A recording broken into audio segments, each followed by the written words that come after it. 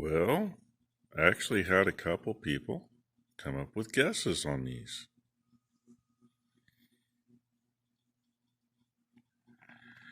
I gave a fairly good hint. We've changed dogs over there this morning, but I gave a pretty good hint when we were looking that direction. And I can give you another hint. My grandparents were moved here from Kansas in 1934. My grandfather farmed and worked for the railroad. I think I've told part of this story before. So, okay, obviously 34 things weren't really good in Kansas. His boss came to him and said, "Hey, if you want it, we'll move you there. You find a place to live and you have the job as shop foreman at the Portland yard." So, I don't know if these are diaphragms off of cars or off engines or what, but that is what they are, is air brake diaphragms.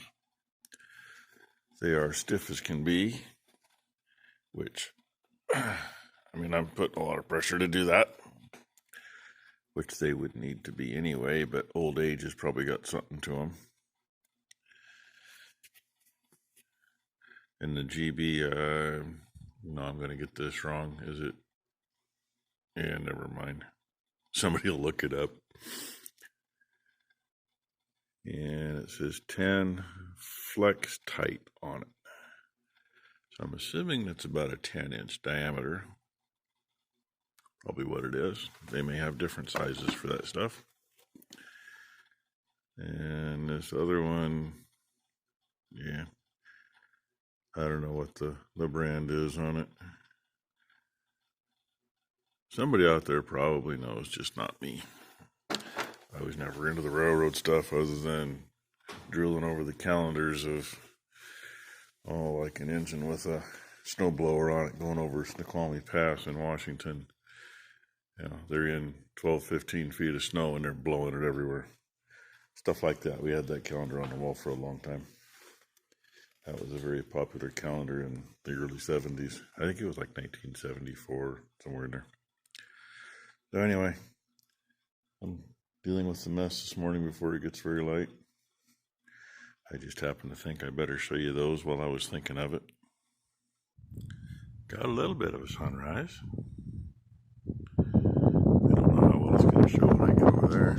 See it reflecting off the front of the truck windshield nicely. Figured I'd show you that.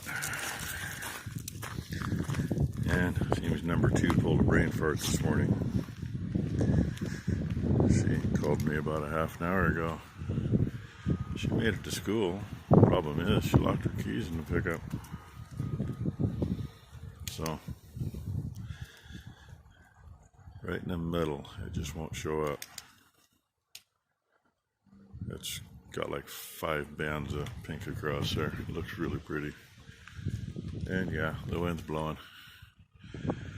They're supposed to have high winds all frickin' day. Yay. My fans. Funny how they always poop and holler at me when I'm about to feed them grain. That butterfly effect going on. Always do. That heater hose where it comes off the lower radiator hose. I was going to put a valve in there. I didn't. Part of it was I thought there might be issues later, and part of it I didn't have one. And the more I think about it, as I blind myself with the light, the more I think about it, the more I think, yeah, probably should put one there. Because if something happens with that line, that goes here and along underneath, up the corner, and yeah, about the middle or so. Something happens, it's going to be a mess. Not to mention the fact that there won't be any water left in this thing, and it'll probably be where you can't get to it very easily. Probably be someplace you can't hardly walk across the damn ground without sinking up to your chest. So I'm going to do it. I know it's pretty tight in there, but I'm going to do it. I do happen to have some valves. This is the old main and then boom valves off the old sprayer. Leaves me a bunch of fittings too. They all need to get cleaned up, get taken apart. I just took it off. It was all bolted into that, sandwiched in and held in. I do have a bad one though. We never knew it was bad. That's the seal. I guess the only good thing is, hopefully that's the seal off this side, so it still seals. But I'm going to have to use that one because that's the one that's big enough. These others aren't. So I'm going to mess with that. But I think first thing I'm going to do, number one and Grandma just left to go down and get tubs for the cows. And I just realized that last thing she did, she had the little bucket on when she was cleaning chaff up, and I can't unload tubs with a little bucket. Hey, look, we still got one of those. And we got one of those. There, that's nobody I know. I don't expect any phone calls from Salem, and I don't answer the shop phone. It's Mom's house phone. She'll have a message when she gets back. So, since I'm having trouble getting to the clamps on that, and the spin tights that I need are not in the shop, they haven't been for a while, I'm going to go put the pallet forks on so that's ready when they get home. And maybe see what I got in the service truck. I don't know. We'll see. Number one and Grandma went down to pick up tubs. They made it back. Got them unloaded. I fed tubs while number one put the trailer away and Grandma's pickup away. And this stuff started. It was just big sprinkles and a lot of wind. Then it started dumping. So we got in just in time, really. And this was a real pain in the ass to get out, but I got it all out. Found the pieces I need.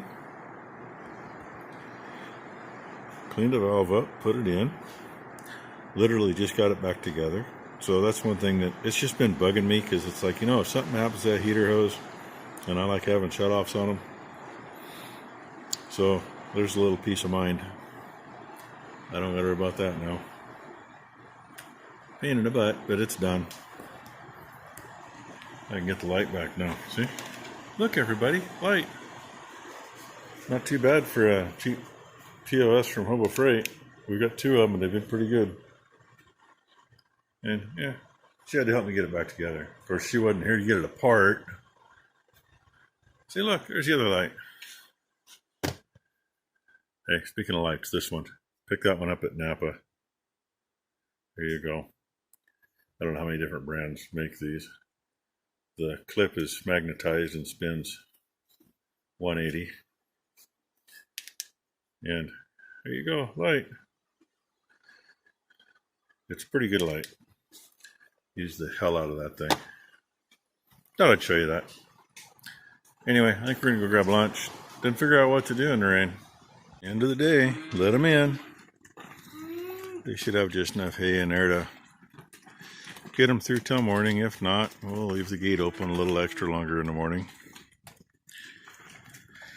And they haven't had tubs for a while, so that's where half of them are going to be for a while. They're going to push and fight over those. That'll slow down in a day or two when they finally actually get some in them. And tomorrow, number one's going to clean the feed barn and clean the 2-year-old's pen over here. In about 2 weeks, probably half these guys will be gone. And the rest of them will be in the back barn, because the two that are left back there go to freezer camp in a couple weeks. So I told her this feeder's almost empty. Whatever's left in it, I know there's a bunch of crap in the bottom of it. Pull the pins and keep it from shifting around, untie both ropes, push it out of the way and clean it up. Keep in mind, we're cleaning every week. So that's 1 week's worth in there. Literally. Of course, there's 22, 23 in there. Not that big of an area. They do have not only the section straight in there, but they got this other section straight in. Gate got moved yesterday. Give them a little more room inside. And there, one of the patches right there, that would be Baby Boomer's kid. The only bull left in here, and there is one heifer. I saw her this morning, the twin. The twins are going to a steer customer up on that hill over there, about 2 or 3 miles. So they'll have a good home. He's pretty good with these critters. Anyway, that's the day. A little rain earlier, we got a 1/2 inch.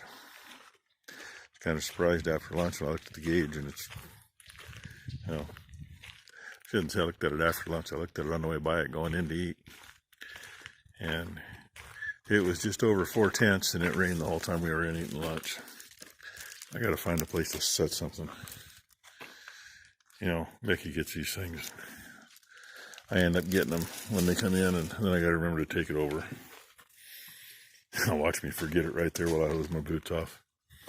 Anyway, thank y'all for watching. Hope you had a good day.